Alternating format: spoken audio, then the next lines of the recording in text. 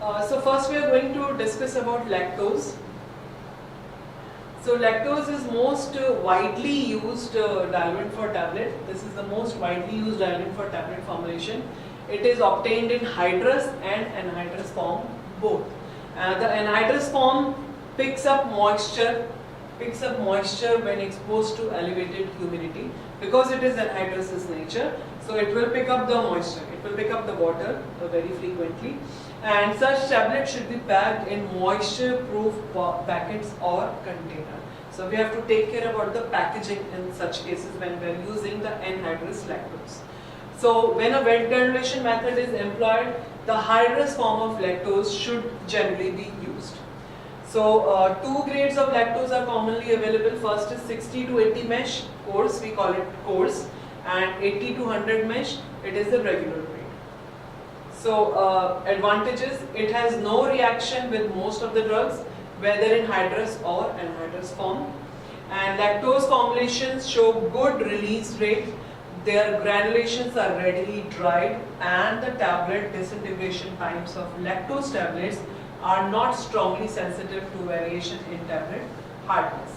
Okay. It means what? It means that the granulation are readily, when we, as I told you that before preparing the tablet, we have to make granules of the active ingredient and excipient. So in that case, when we are using lactose, so the granulations are readily dried, and the tablet's disintegration time, like when we are using lactose in the tablet, the disintegration time of the tablet is not sensitive to the variation in the tablet hardness. Even if the tablet hardness is more, it will not affect the disintegration of the tablet. How much hard is the tablet? The tablet will eventually disintegrate in the water or the gastric mucosa as soon as the patient swallows it. And it is low cost diluent. So it is the cheapest one and widely used and widely available. Disadvantages: it reacts with amine drug bases if the drug has amine group in its formula or in its chemical formula, and in presence of alkaline lubricants, because sometimes we have to use some metal stearate like magnesium stearate are used as a lubricant.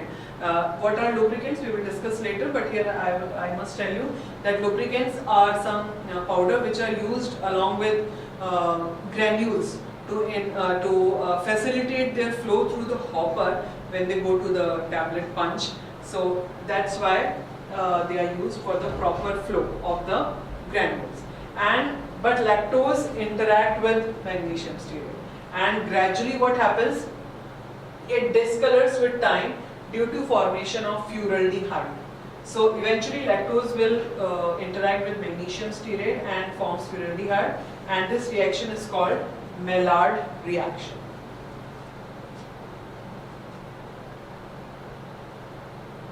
Okay, so we talk about here spray. In the last slide we discussed about anhydrous and hydrous form of lactose. Here we are talking about spray dried lactose.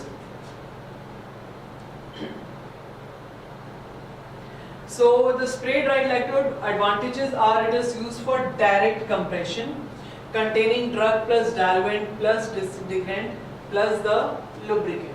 So it is used for the direct compressed tablet. In addition to the direct compression properties, spray dried lactose also has good flow characteristics. So in that case we don't need any lubricant, as I told you in the previous slide. So it removes the requirement of lubricant, and it can usually be combined with as much as 20 to 25% of active ingredient without losing these advantageous features. So 20 to 25% of active ingredients can also be accommodated with spray dried lactose. Disadvantages: if spray dried lactose is allowed to dry out and moisture content falls below the usual 3% level, the material loses some of its direct compression characteristics. Right. So that means when we are using spray dried lactose, we need to have humidifier in the manufacturing unit. Otherwise, what happens? Usually the 3% moisture level is maintained in the manufacturing area, which is good for spray dried lactose and also with other tablet ingredients as well. So if the moisture content falls below 3% level, it will lose its properties. Straight diet lactose is especially prone to darkening in the presence of excess moisture, amines and other compounds owing to Maillard reaction.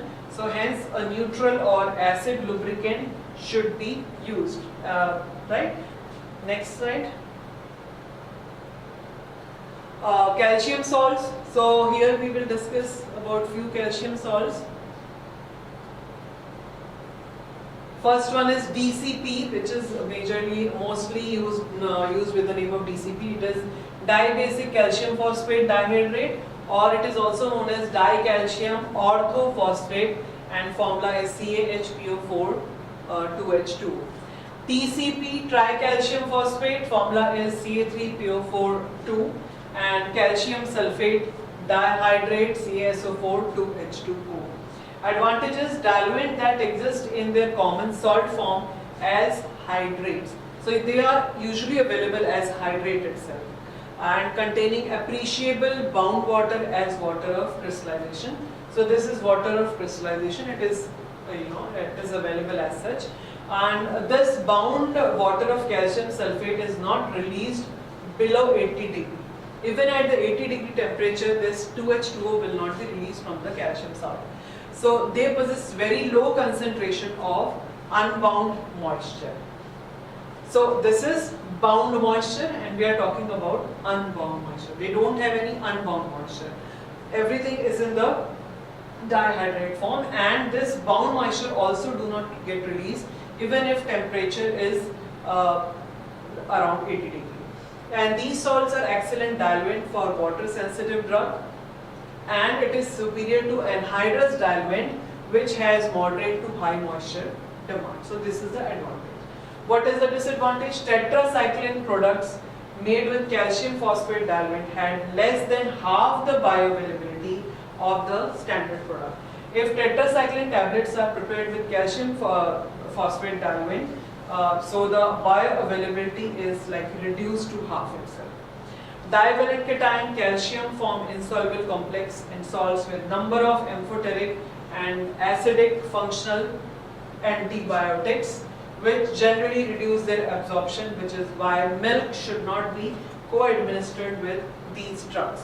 So tetracycline is a very most common example wherein we used to understand that how calcium phosphate is not used with such kind of antibiotics, right? With acidic functional group, if the drug molecule has acidic functional group, so we should not use this kind of diluents.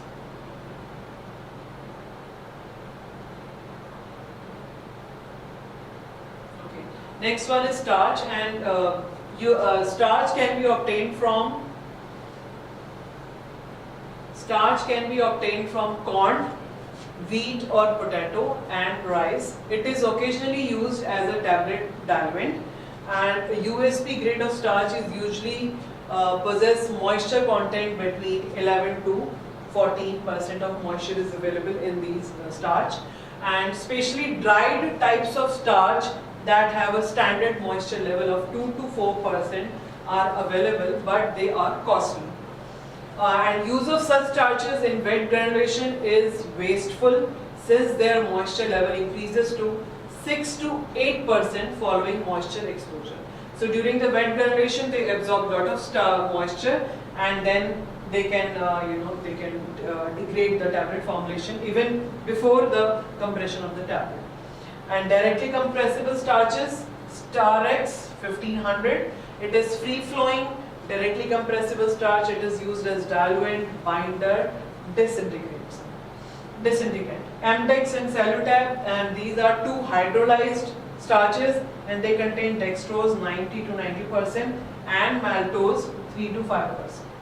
These are also free flowing, directly compressible, and may be used in place of or mannitol in chewable tablet because of their sweetness and smooth feeling in the mouth. So along with the diluent property, they also have other properties as well. Now talking about diluent, one more, mannitol, it has advantages because it has Negative heat of solution, that is, it gives a cooling sensation in the mouth, and it has slow solubility, and it is pleasant. It has pleasant feeling in the mouth, and it is widely used in the chewable tablet. And these are relatively non-hygroscopic. Non-hygroscopic means what? Hygroscopic means that they absorb moisture, and if they are non-hygroscopic, that means they do not absorb moisture, and therefore they can be used in the vitamin formulation. They have low calorie content and non-carcinogenic. Disadvantages: they are costly and has poor flow characteristics, and usually require fairly high lubricant level. Sorbitol, it is an optical isomer of mannitol and is sometimes combined with mannitol in formulation to reduce the diluent cost. Disadvantages: it is hygroscopic and humidity is above 65%. So, okay, next slide. Sucrose, dextrose, dextrose is what it is. Dextrose is actually D-glucose, D form of the glucose, and it is available in two forms, as hydrates and anhydrous form. And it may be sometimes combined with formulation to replace some of the spray-dried lactose, as we have discussed in earlier slide, and which may reduce the tendency of the resulting tablets to darken. Microcrystalline cellulose, which is commonly known as MCC, and trade name is Avicel, and is a directly compression material.